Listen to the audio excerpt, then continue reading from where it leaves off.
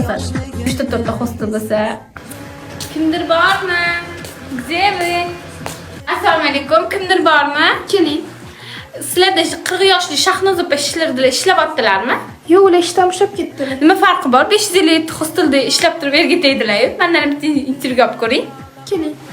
Siz xohlayotgan odam sizga nima qilib berish kerak? Men ba'zi bir odamlarga o'xshab, men Ronaldo Messi deb o'tirmayman. Oyog'im yerdan uzilmagan. Menga 3-4 hostel bo'lsa, amalga boraveraman. Oshib ketmanmi?